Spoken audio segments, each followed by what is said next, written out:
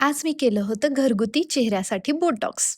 पण त्याआधी सकाळी सगळ्यांचा डबा करून दिला आणि मग ठरवलं आज थोडासा वेळ स्वतःसाठी द्यायचा. म्हणून आज केला एक छोटासा घरगुती उपाय.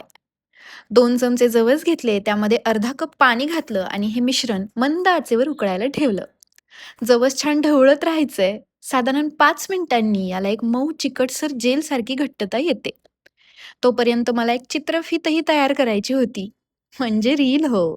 त्यामुळे एकीकडे माझी तयारी आणि दुसरीकडे हे जवसाचं मिश्रण. अशी माझी लगबग सुरू होती. मिश्रण तयार झालं, की आच बंद केली आणि थोडं ते निवून दिलं.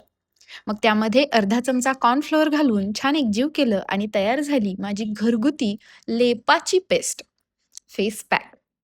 आणि इथे छोटीशी युक्ती सांगते. जवसाचा किंवा कोणत्याही चेहऱ्याचा लेप लावताना तो नेहमी खालून वरच्या दिशेने लावायचा. त्यामुळे त्वचेला एक छान तजेला येतो. लेप वाळल्यानंतर चेहरा स्वच्छ धुवून घेतला आणि मला स्वतःलाच माझी त्वचा खूप प्रसन्न वाटली. तुम्ही करून पहा आणि मला नक्की सांगा बरं का.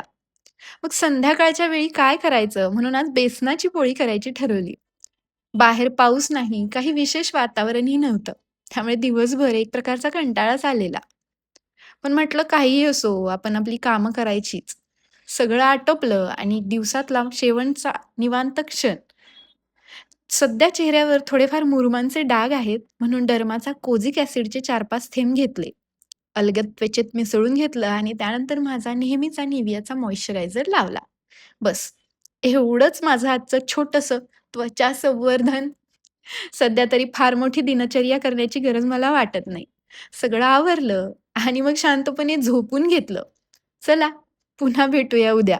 एका नव्या दिवसासोबत, एका नव्या स्क्रिप्टसोबत. तोपर्यंत काळजी घ्या. Bye bye. भेटूयात उद्या. तुम्हाला माझे व्लॉग्स आवडतायत का? मी अजून काय-काय सुधारणा करू? मला नक्की सांगा.